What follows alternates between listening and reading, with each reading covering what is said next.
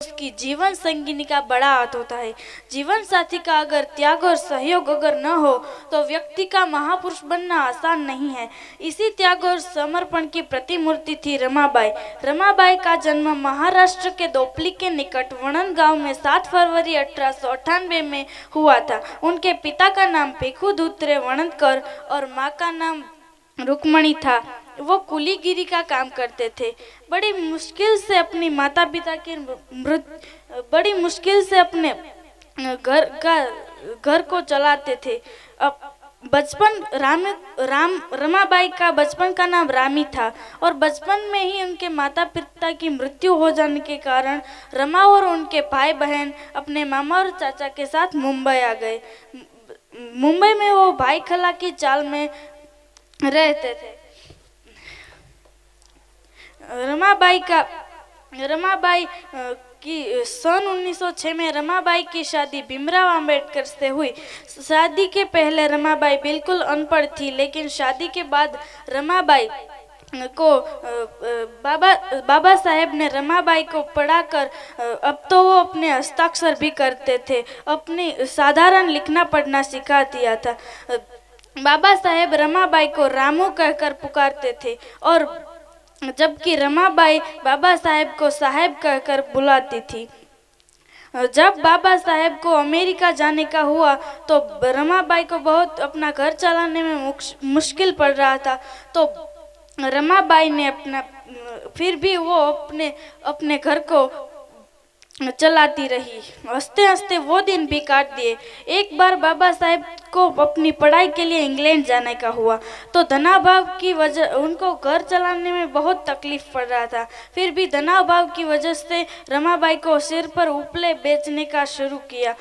उस बात को लेकर गली वालों ने कहा कि गली वालों की स्त्रियों ने रमाबाई को चिढ़ाती रही कि बैरिस्टर की पत्नी है फिर भी सिर पर गोबर ढोती है।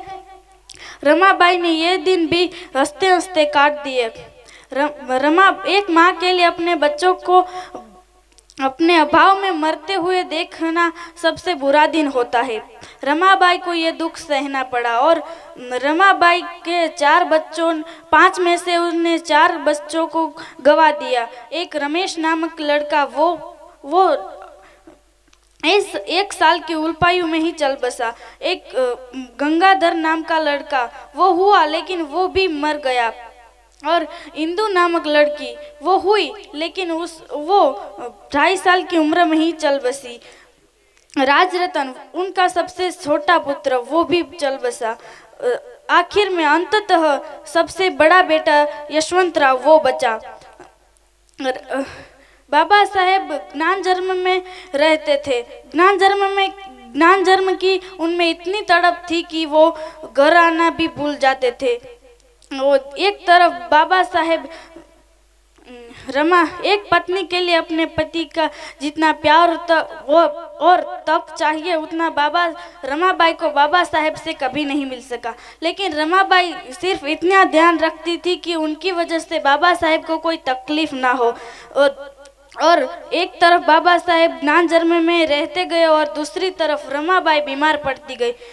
सारे इलाजों के बाद भी रमाबाई ठीक नहीं हो पाई और सन 27 मई 1935 में रमाबाई बाबा साहेब की जिंदगी छोड़कर चली दफा हो गई और बच्चों की तरह बाबा साहेब सिर कूट कूट कर रोए थे। बाबा साहेब ने उनको रमाबाई की मृतदेह में 10,000 से ज़्यादा लोग आए थे।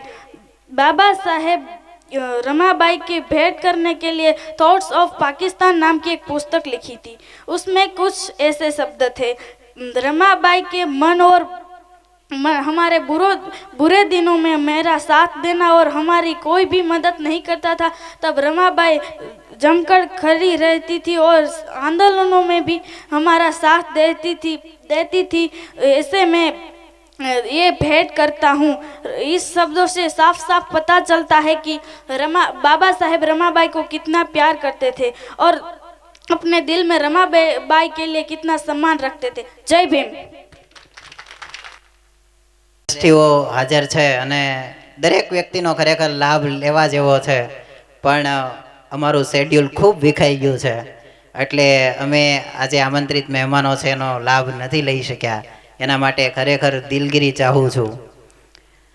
આપણો જે ભીમ ભજનનો કાર્યક્રમ શરૂ થાય ત્યાં સુધી આપણે સૌએ ત્યાં સાજિંદા ગોઠવે ત્યાં સુધીમાં એક અમારી વડોદની 3 દીકરીઓ એ ખૂબ સરસ ભીમગાથા ગાય છે. ભીમગાથા ખૂબ લાંબી છે પણ એને ટૂંકાવી છે, અને એમણે ટૂંકમાં એ ભીમગાથા છે એ અહીંયા આપણે બધા એ ભીમગાથાને માણીએ એ દરમિયાન અહીંયા સાજિંદાનું એ કામ થઈ જાય.